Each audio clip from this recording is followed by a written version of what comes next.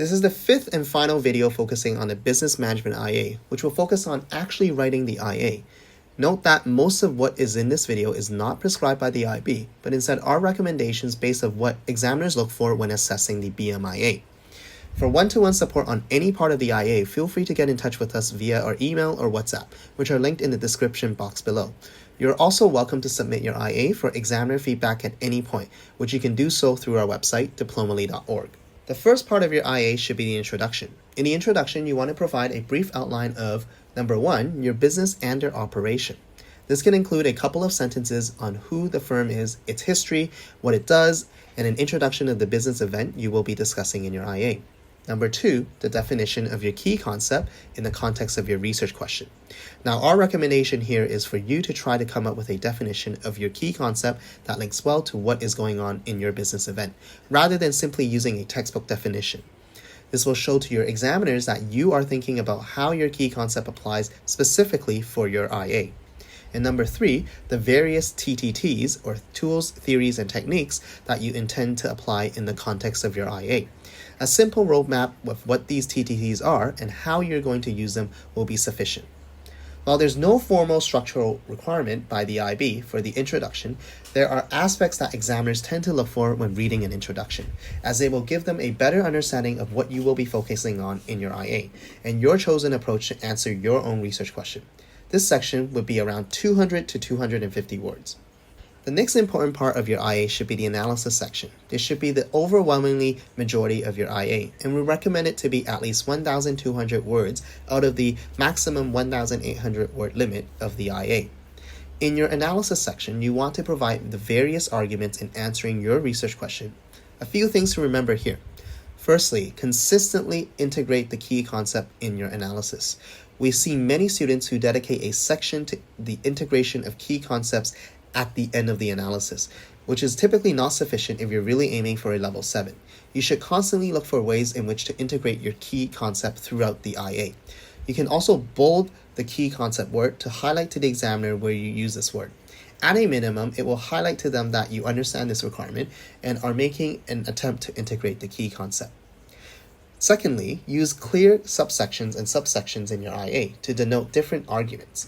This is going to be different for each IA depending on your research question, but examples could include organizing your IA by tools and theories, organizing it by profitability ratio analysis, Ansoff matrix analysis, market share analysis, and so on, using subheadings such as advantages and disadvantages of the business decision, or any other relevant method that is clear and logical for the examiners to follow.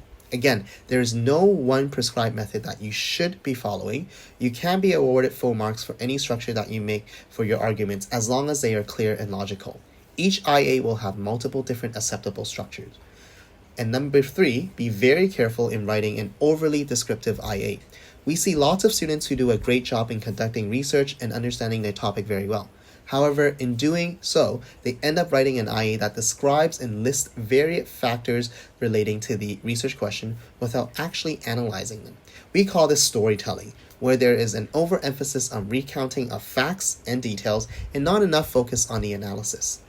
To learn a little bit more about how these things can be done in practice, check out the exemplars on our website at Diplomaly.org or take a look at our IA guides, which breaks down on how to write the IA. Finally, you have the conclusion. This is typically 150 to 200 words. This is a very important paragraph where you can demonstrate a few things to the examiners. You want to make sure that, number one, you clearly and explicitly answer the question. Do this in the first sentence to make it clear to the examiner what your final judgment is and that you have answered your own research question. Everything you include in the conclusion will help substantiate your answer. Number two, don't present any new ideas or new information in the conclusion paragraph. If something is significant enough for you to mention in your conclusion, you should have already done so in your main body somewhere. You can mention this again in the conclusion to show that you have substantiated your argument. And finally, explicitly integrate the key concept and mention how it relates to your conclusion. In justifying your conclusion, don't forget to explicitly mention the key concept and remind the examiner that you know your key concept links in the context of your question. You're welcome to use the examples on our website as sample conclusions for you to follow. While you can follow the structure, please do not copy them exactly, as this would be considered academic dishonesty. Instead, consider what this conclusion has done well and apply a similar format in the context of your IA and your own research question. You should also include a works cited page or bibliography page. While the IB does not have a prescribed citation system, what you should do is follow the citation system which your teachers and your DP coordinator want you to use as standard practice within your school.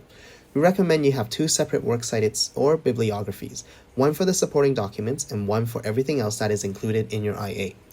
You can also have an appendix, which is effectively additional information you didn't include in your IA that might be beneficial for the IB examiners. Now, appendices are not a requirement by the IB, and IB examiners are not required to read them at all.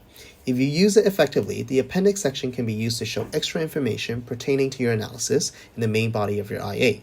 Also, if you've applied quantitative tools such as financial ratios and investment appraisal, the calculations could also be shown in the appendix. And this would be a perfect place to show this without including this as part of the 1,800 word count limit. We hope this video series has been helpful to you in writing your business management IA. On our Diplomaly website, you can also find more specifics on everything we have discussed in this video series, as well as full-length Level 7 exemplar IAs with examiner annotations to help you understand why these IAs have scored well. For more videos on the BMIA, please like the video and subscribe to our channel.